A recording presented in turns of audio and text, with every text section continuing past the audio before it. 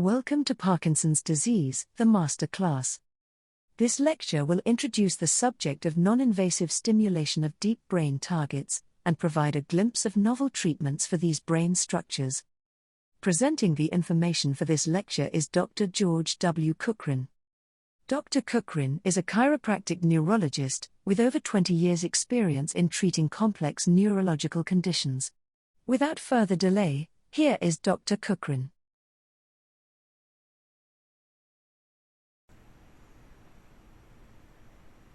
In the following section, we will delve into the GPi and its potential benefits for patients with Parkinson's disease.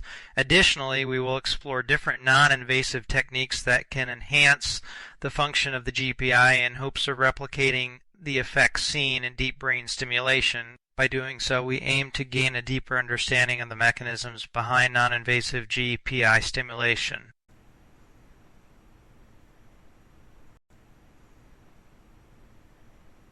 The next target in the deep brain is the globus pallidus internus, or GPi. You can find it highlighted red on the right side of the slide with a gold circle around it. The GPi is widely recognized as an effective target for deep brain stimulation. And now here's an interesting idea. We might be able to activate the GPi without invasive procedures simply by using ballistic movements. So we'll explore some ballistic exercises and see some other methods we can apply to stimulate and activate the GPi for our patients in a non-invasive way. Interestingly, eye movements, especially saccadic eye movements, which are essentially ballistic movements, have been found to increase activity in the GPi. This opens up even more possibilities for us to explore. Additionally, the GPi is also closely linked to the brain's reward system. This means that incorporating activities that lead to a reward could potentially enhance the activity of the GPi. Imagine designing an exercise or a game where there are winners and losers. This could be a great way to increase GPi activity. Lastly, let's touch on the concept of mismatch negativity. This refers to a brainwave or potential that occurs when there's a disruption in a rhythmic stimulus. In a few slides, we'll delve deeper into how we can apply this concept to the rehabilitation of Parkinson's disease. So as you can see, there are exciting possibilities when it comes to targeting the GPi. Let's examine these ideas further and see how we can make a real impact in the field of non-invasive deep brain stimulation and help our patients suffering from Parkinson's disease function better.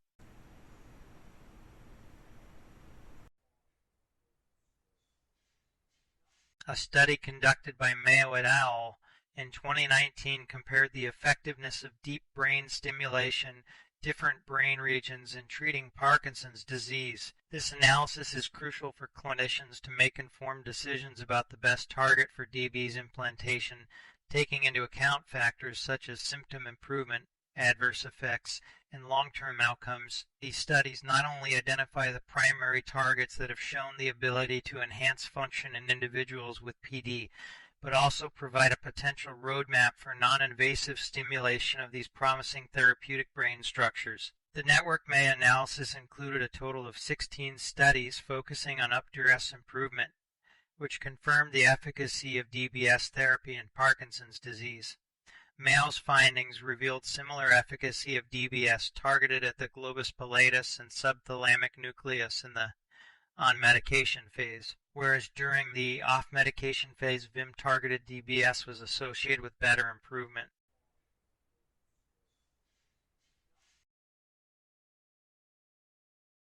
Toxopoies and colleagues conducted a study on how different movements affect the brain activity of people with Parkinson's disease.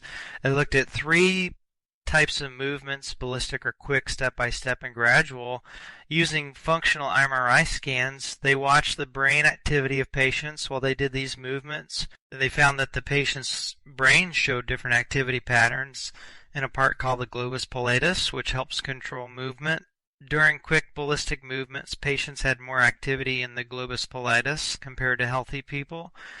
The video shows a patient doing the tug test. It provides an example of ballistic exercises using a smoothie ring in the Tone Pacer app that helps with timing, and it also shows the patient's improved movement after ballistic movement modulation of Globus pallidus.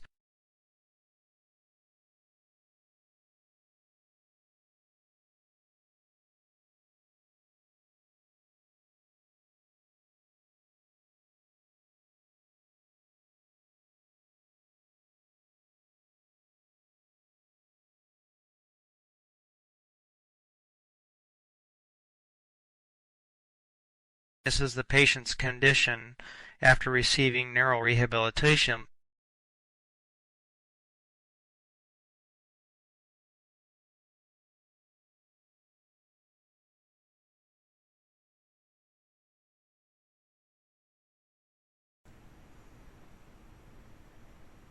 In a study published in the Journal of Neuroscience in 2015, researchers discovered that deep brain stimulation targeting the globus pallidus region can significantly enhance the control of the oculomotor system in individuals diagnosed with Parkinson's disease. This finding suggests that deep brain stimulation not only alleviates motor symptoms, but also positively impacts higher level functions associated with motor control and coordination, addressing a common deficit observed in Parkinson's patients. The study underscores the pivotal role of the globus pallidus internus not only in bodily motor function, but also in oculomotor function. These findings support the notion that interventions targeting the oculomotor system, potentially through eye exercises, facilitated by the cortical bulbar pathway, may extend their benefits to overall motor function mediated by the cortical spinal pathways, therefore integrating eye exercises into the treatment regimen for Parkinson's disease. Patients holds promise for enhancing their overall motor abilities and improving their quality of life.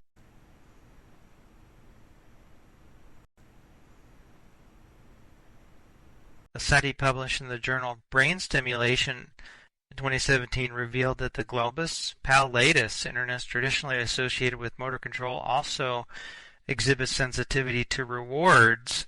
This significant discovery suggests that the GPi may contribute to reward processing and motivational behavior, offering insights into the non-motor symptoms of Parkinson's disease and potential therapeutic targets. Consequently, it is advisable to integrate targeted rehabilitation strategies for Parkinson's disease that incorporate specific goals and rewards. Incorporating goal-oriented exercises and rewarding achievements, it is possible to stimulate activity in the GPi, potentially yielding additional benefits for individuals with Parkinson's disease.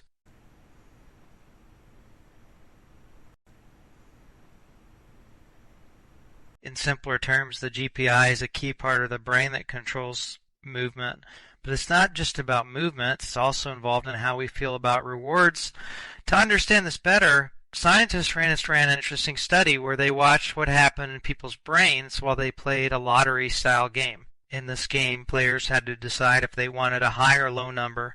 Then the number would change color. If it turned red, they lost. If it turned green, they won some money. What they found was really cool. Certain parts of the brain, like the GPi, acted differently depending on whether players won or lost. Basically, the brain signals change based on how the game turned out. So if you wanted to make a game that triggered this reward system, you could design something simple where players make choices that lead to either winning or losing points. And for example, you could create a game with 2 doors. Behind one door, there's a prize like a virtual coin. Behind the other door, there's nothing. If players pick the right door, they get points. If they pick wrong, they get nothing. This kind of game could activate the brain's reward system, including the GPi, because players would feel excited about winning or disappointed about losing.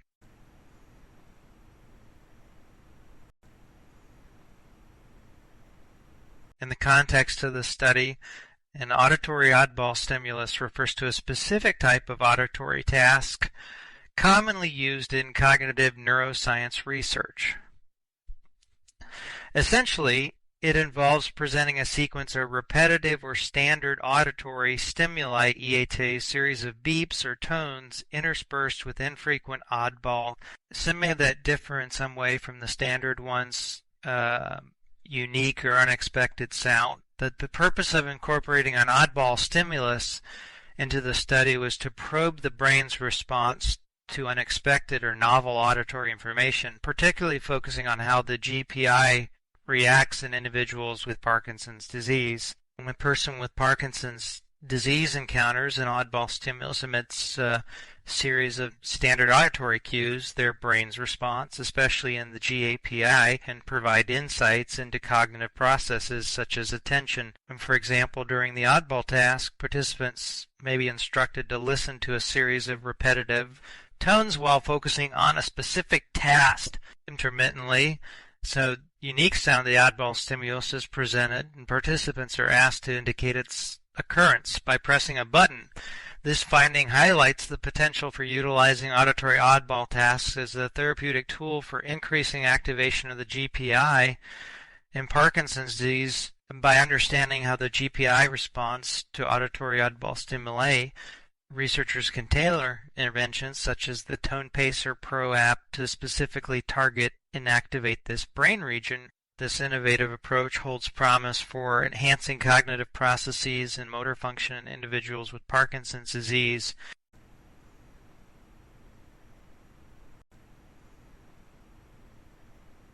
Using the Tone Pacer app, we can integrate rewards to stimulate the GPi effectively.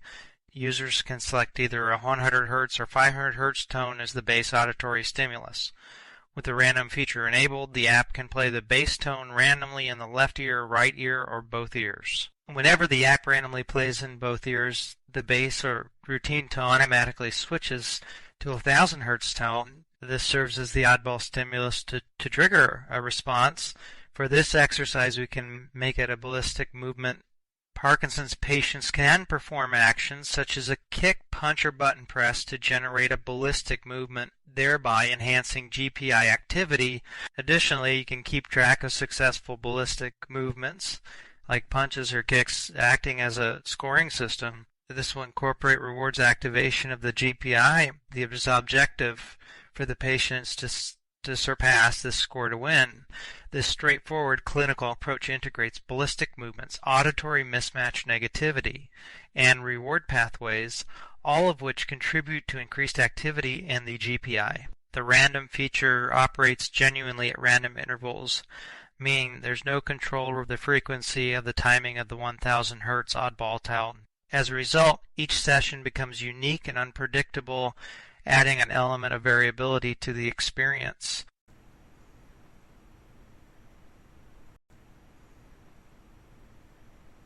An auditory oddball paradigm produces a brain potential referred to as a mismatch negativity. This recordable potential can be easily triggered by presenting a series of repetitive auditory stimuli, such as tones in a predictable sequence. Intermittently, a deviant stimulus that differs from the regular pattern is introduced among the repetitive ones. Even if the individual isn't consciously aware of it, the brain generates a mismatch of the cortical potential in response to detecting this deviant sound. For instance, if we repeatedly play a sequence of 100 Hz tones and then abruptly introduce a 1000 Hz tone, the brain detects this change and produces a mismatch negativity response. This response highlights the brain's capacity to identify and process unexpected events within the auditory environment. In essence, auditory oddball paradigms offer researchers a window into how the brain perceives and reacts to alterations in auditory stimuli. The generation of the mismatch negativity potential has been linked to heightened activity in the GPi. This allows us to use the phenomena of mismatch negativity as a tool to stimulate activity in the GPi of patients suffering with Parkinson's disease.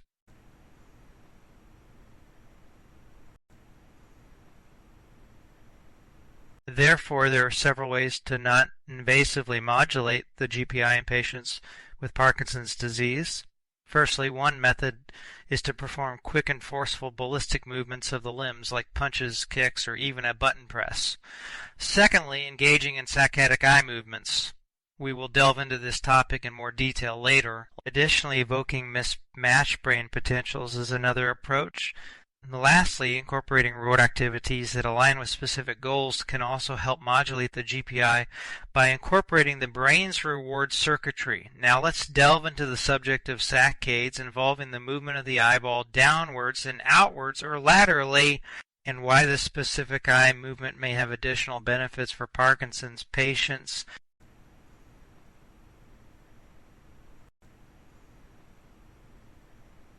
In the midbrain, the trochlear nucleus and substantia nigra are positioned in close proximity. On the slide, you will identify the marking for the substantia nigra. Let's consider a patient displaying more pronounced symptoms of Parkinson's disease on their left side. As you face the patient, the midbrain cross-section is labeled as R for right, L for left, and for anterior. During muscle exercises on the patient's left side, such as finger tapping, there is a noticeable uptick in activity within the substantia nigra on the right, as indicated by the lightning bolt labeled as 1.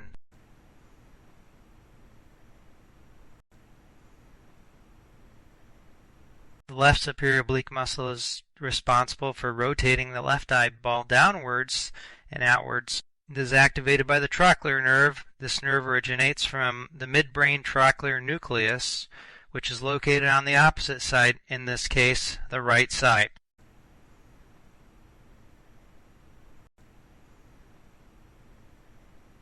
In lightning bolt 2, we observe activity in the right trochlear nucleus, which is responsible for controlling the left trochlear nerve as it crosses over.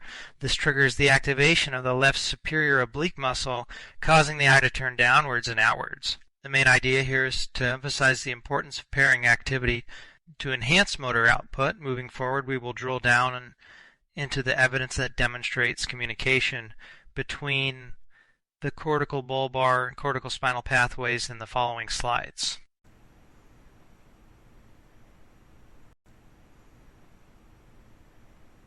In this study, the main goal is to explore the possibility of transferring motor skills between the ankle, cortical spinal, and tongue cortical bulbar pathways after training in a specific motor task. The findings showed that participants who received ankle training on the first day showed a decrease in tongue force error on the second day when compared to those who only underwent tongue training without prior ankle training.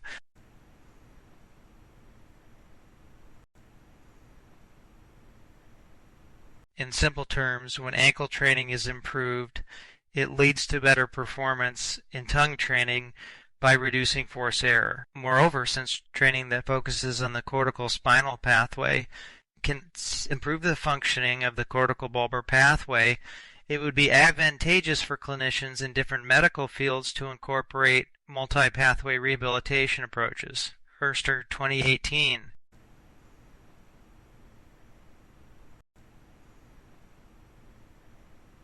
A 2012 study published in Neuroreport discovered that stimulating the subthalamic nucleus can enhance eye movements and reaction times in individuals with Parkinson's disease. This finding indicates that the subthalamic nucleus plays a crucial role in improving the brain's ability to control movement. As a result, it is recommended to incorporate training for these brain regions into manual rehabilitation techniques for bradykinesia in Parkinson's patients.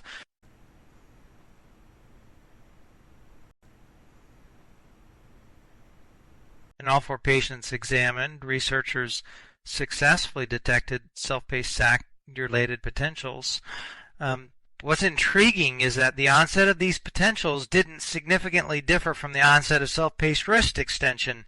This indicates a potential common mechanism underlying both phenomena. These findings contribute to the increasing body of evidence implicating the subthalamic nucleus in the control of eye movements. Moreover, they suggest the shared mechanism of motor preparation in the basal ganglia governing both eye and limb movements. Fawcett, 2007.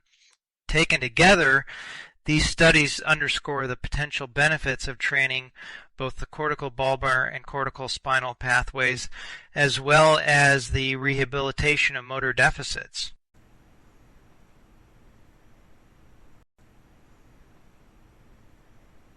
In Parkinson's disease, there's something called rotational decoupling. This technique involves coordinating movement starting from the eyes, then the head, shoulders, waist, and finally stepping with the opposite leg. When reversing the movement, it's done in the opposite order. Watch the video on the right side of the slide. Deep brain stimulation is shown to help patients with Parkinson's disease move better.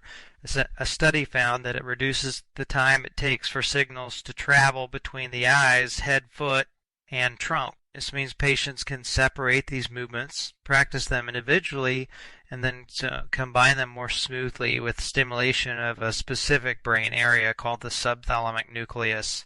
You can consider trying this technique with your patients.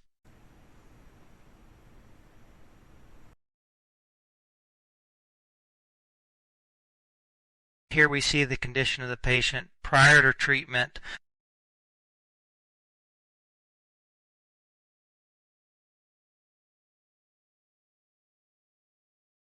In this video clip, you see the Parkinson's patient struggle to turn. By combining rotational decoupling exercises, a technique that involves coordinating movement starting from the eyes, then the head, shoulders, waist, and finally stepping with the opposite leg. When reversing the movement, it's done in the opposite order. With non-invasive deep brain stimulation, visible improvement in turning ability can be seen in the second half of this video. This is the patient's condition after receiving neurorehabilitation.